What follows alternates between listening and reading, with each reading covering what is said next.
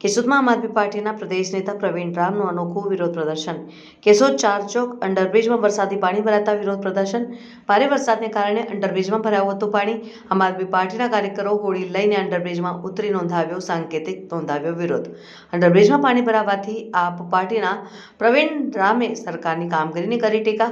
બ્રિજમાં પાણી ભરાતા પ્રજાની અવરજવર બંધ થતા હોડીની વ્યવસ્થા રાખવા કર્યું સૂચન। પોલીસે ઘટના સ્થળે પહોંચી પ્રવીણ રામ સહિત કાર્યકરોની કરી અટકાયત। પોલીસ કાર્યવાહી સામે આક્ષેપ કરી આ પાર્ટી આગેવાન પ્રવીણ રામે નોંધાવ્યો વિરોધ। હજુ તો આ અંડરબ્રિજ 2 દિવસ પહેલા ખુલ્લો મુકાયો હતો। કેશોદ ટાઉનમાં હાલમાં જ અંડરબ્રિજ ખુલ્લો મૂકવામાં આવે થોડા દિવસ પહેલાં જ તેઓ ગઈકાલે રાત્રે વરસાદને કારણે ત્યાં પાણી ભરાઈ ગયેલું હોય, જેથી સલામતી ખાતર પોલીસે બેરિકેડિંગ રાખેલું જેથી કોઈને જાનમાલની નુકસાની ન થાય। પરંતુ આપના શ્રી પ્રવીણભાઈ રામ તેમજ અન્ય કાર્યકરો આજે પોતાનો વિરોધ દર્શાવવા માટે ત્યાં હોડી લાવી અને પ્રવેશ કરી અને ત્યાંથી વિરોધ કરવાની કરતાં પોલીસ તાત્કાલિક ત્યાં પહોંચી ગઈ ઘટના સ્થળે અને તેઓને ડિટેન કરી અને આગળની કાર્યવાહી કરી છે। હોડકી ક્યાંથી આવી એ બધી પૂછપરછ ચાલુ છે, તપાસ ચાલુ છે। બ્રિજમાં સામાન્ય વરસાદમાં પાણી ભરાઈ જતા આજે અમે અંદર હુડકું લઈ અને એક સાંકેતિક વિરોધ દર્શાવ્યો હતો।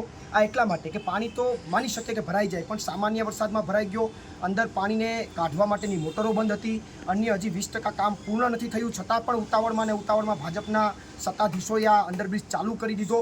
અને એટલા માટે કેશોદના લોકોને 4 વર્ષ થયા છતાં હજુ અંડરબ્રિજમાંથી પરેશાન થઈ રહ્યા હતા। ફરીથી પાણી ભરાઈ જતા કેશોદના લોકોને પરેશાની થતાં અમે આમ આદમી પાર્ટીના તમામ લોકોએ, મારી સાથે પિયુષભાઈ પરમાર, અમારે શહેર પ્રમુખ રાકેશભાઈ, પ્રવીણભાઈ પટેલ, બાલુબાપા, કિશોરભાઈ, તમામ લોકો આગેવાનો તમામ સાથે મળી અને અમે અહીંયા જે હુડકોભાઈ બાલાભાઈ આ તમામ લોકોએ હુડકામાં બેસી અને એક સાંકેતિક વિરોધ દર્શાવ્યો અને એક પ્રશાસનને અને ભાજપને એક અમે સંકેત આપ્યો કે હવે અહીંયાથી તમે આ બીજું કાંઈ ન કરી શકતા હોય તો એક હોડકું રાખી દો અને અહીંયાથી લોકોને અવરજવર માટેનો એક અહીંયાથી તમે આયોજન કરો, એના માટેનો એક સાંકેતિક વિરોધ હતો। આ સાંકેતિક વિરોધની અંદર પોલીસ પ્રશાસને પણ અમને આવી અને અહીંયા પોલીસ સ્ટેશને લઈ આવ્યા છે। અત્યારે હાલ અમારી અટક કરવામાં આવી છે।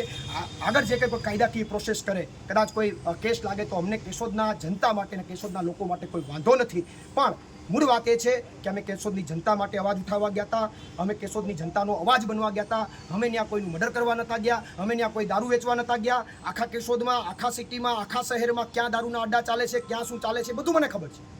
તો જ્યારે કેશોદની જનતા માટે અવાજ ઉઠાવીએ છીએ ત્યારે જો કદાચ અમારી સાથે કોઈ અવ્યવહારિક વર્તન કરવામાં આવે, અમારું બધું તૂટી ગયું છે, ટી શર્ટ બીશર્ટ બધું તોડી નાખ્યું છે, તો કોઈ વાંધો નહીં, જનતા માટે લડવા અમને કાંઈ વાંધો નથી। પણ આવનારા દિવસોની અંદર વ્યવહારિક રીતે પોલીસ એનું કામ કરે નથી વાંધો નથી, પણ અવ્યવહારિક રીતે કામ થશે તો આવનારા સમયમાં વિસ્તારમાં શું ચાલે છે ગેરકાયદેસર, ક્યાં હપ્તા ઉઘરાવાય છે, બધી અમને ખબર છે અને આવનારા સમયમાં એમાં પણ ખુલ્લા કરશું, કારણ કે અમે ડરતા નથી, ડરવાની ડિક્શનરીમાં નથી, અમે 2015થી લડતા આવ્યા છે અને લડતા રહીશું। અને કેશોદની જનતા માટે હજુ પણ અંડરબ્રિજ છે, જે વચ્ચે ડિવાઈડરનો પ્રશ્ન છે, તમામ પ્રશ્નો માટે પ્રવીણ રામ અને આમ આદમી પાર્ટી લડતી રહેશે। આભાર। પ્રવીણ રામ, પ્રદેશ ફ્રન્ટલ અધ્યક્ષ, આમ આદમી પાર્ટી।